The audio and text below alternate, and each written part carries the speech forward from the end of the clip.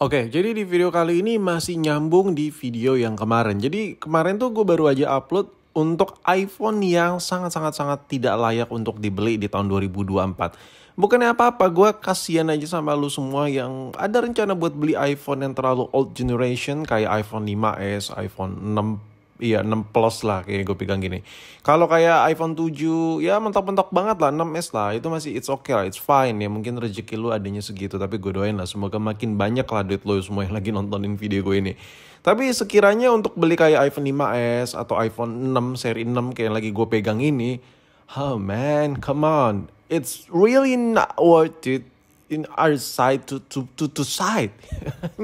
So Inggris banget gitu gue. Jadi dari segala sisi HP ini kayak udah tidak ada sesuatu hal yang harus dibanggakan gitu, yang dimana sesuatu itu bisa dipakai gitu dalam penggunaan daily. Nope, ya kan. Nah, kalau kita ngomongin soal dimensi, oke lah, lu dengan budget yang di bawah sejuta kayak ratusan ribu, lu bisa dapat iPhone yang lebih besar daripada Android. Iya fine gitu kalau masalah size. Cuman iPhone jadul kayak gini tuh kayak apa gitu. Lo mau pakai buat WhatsApp ya susah downloadnya. Mau pakai buat Instagram, TikTok, downloadnya ribet karena memang operasi sistem itu udah terlewat jadul. Oke. Daripada beli iPhone jadul, gue bakal rekomendasiin 3 Android yang menurut gue meskipun jadul tapi Android ini jauh lebih worth it, jauh lebih overkill daripada iPhone jadul. Yang pertama adalah Redmi Note 9. Nah, Redmi Note 9 ini harganya ratusan ribu cuy. Udah bukan sejutaan lagi. Tapi HP ini kecil-kecil cabai rawit. Memang HP ini bukan yang kasta besar-besar banget untuk yang namanya sebuah handphone Android. Cuman kalau bisa dibilang baterainya gede, layarnya oke, ya memang nggak AMOLED juga, cuman layarnya bening boy. Kalau bisa dibandingkan dengan iPhone, ya nggak masuk sih. Cuman HP ini tuh nyaman banget, nyaman parah. Dan kameranya, kamera dari Redmi Note 9 ini menurut gue ya, daripada lu beli iPhone 5s, harganya mirip-mirip ya sama Redmi Note 9 yang lagi gue pegang ini, iPhone jadul yang gue bakal bicarain ini. Intinya gini, kamera di Redmi Note 9 ini jauh lebih bagus daripada iPhone di harga yang sama dengan handphone ini. Kenapa? Dari sisi fitur, dari sisi jumlah kamera, handphone ini tuh jauh lebih baru, jauh lebih memanusiakan lah ketika lo pakai. Dan beberapa bulan yang lalu gue masih sempat nyoba handphone ini buat bahan review gue. Dan mencengangkannya adalah ketika gue coba pakai handphone iPhone ya yang harga ratusan ribu tuh buat TikTok, buat browsing ringan itu ribet. Tapi gue pas megang Redmi Note 9 ini, gue merasa masih nyaman-nyaman aja.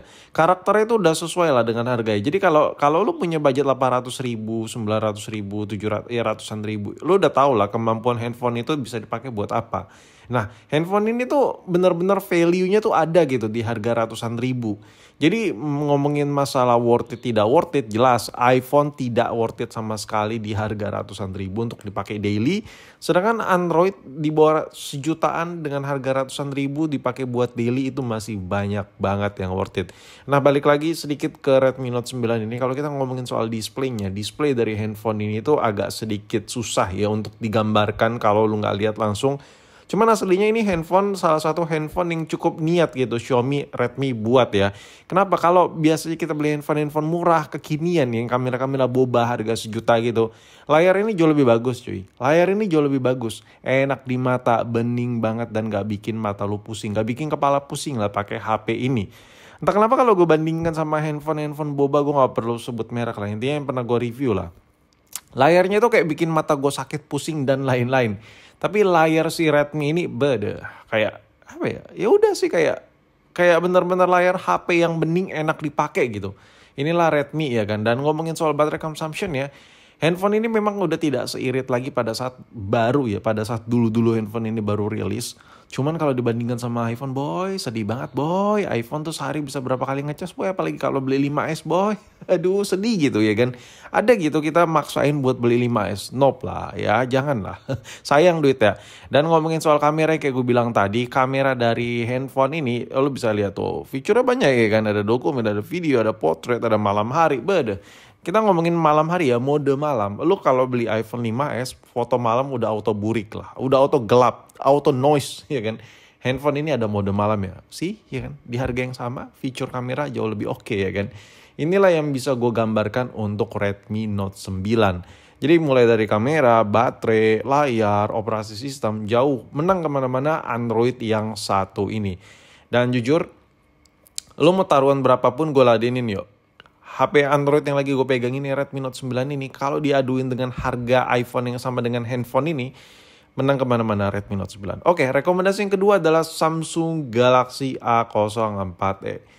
Kalau ini bukan pilihan semua orang ya. Ini lebih ke kayak mungkin udah bapak-bapak style atau handphone ketiga atau buat taruh di rumah ya. Tapi intinya kalau buat dipakai daily, lu harus tahu kemampuan Samsung ya. Samsung itu gini loh.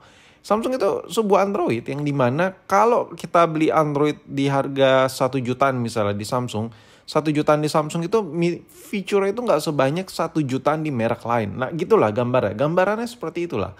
Lalu konsumen apa yang beli Samsung budget yang sama tapi kok handphonenya lebih banyak gitu, fiturnya, speknya lebih tinggi dan lain-lain. Yang pertama gini, kalau kita beli merek Samsung, apa-apa after sales itu nggak bikin ribet. Yang pertama kalau kita servis spare partnya ada, ganti baterai, yang paling krusial aja lah, yang pasti diganti baterai ya kan.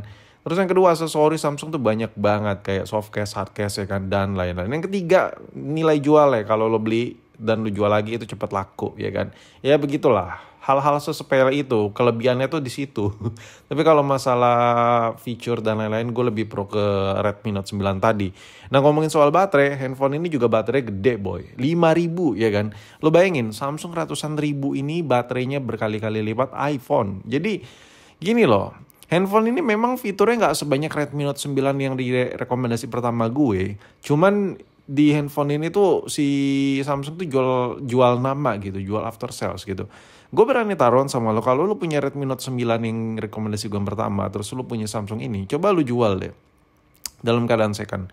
Itu kayaknya pasti lebih banyak orang yang nanya di si Samsung ini. Yang pertama ya lu jual ke counter gampang, apalagi ada kotaknya. Yang kedua ini merek Samsung ya kan. Yang ketiga kalaupun lu pakai ada minus-minusnya, lu bawa ke tukang servis mau kok buat ngeladenin. Cuman kayak lu merek-merek HP tertentu yang kekinian tuh ya yang baru-baru masuk, itu nggak semua kang servis juga mau ngerjain ya. Yang ada puyeng banget gitu ngerjain servisan dengan handphone baru-baru. Tapi kalau Samsung beda cerita lah. Nah, kalau ngomongin soal fisik, model dan lain-lain, Samsung A04e ini bukan selera semua orang yang kayak gue bilang di awal video. Modelnya seperti ini dan ini terkesan nggak ada glamor, yang nggak ada kayak energik kayak handphone ini B aja gitu. Dari sisi desain B aja. Cuman gue udah pernah sempat pakai handphone ini, memang cukup nyaman tapi kayak kurang klimaks saja. Nah rekomendasi gue yang terakhir, kalau lu kurang setuju sama rekomendasi gue yang kedua tadi, Samsung Galaxy A04e ini, ada si Samsung Galaxy varian A20. Serah deh, lu mau yang A20 biasa, A20s. Bedanya yang salah satu ada yang masih layarnya non AMOLED.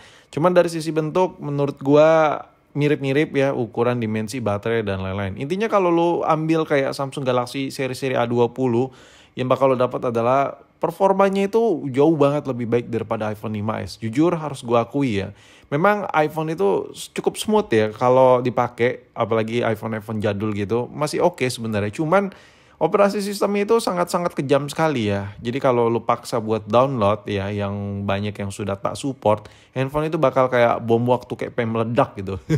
Beda sama Android memang agak sedikit berat operasi sistem dari base-nya. Cuman kalau kita pakai handphone ini jauh lebih memanusiakan manusia gitu. Baterainya, layarnya lebih besar, kameranya nggak miskin fitur amat.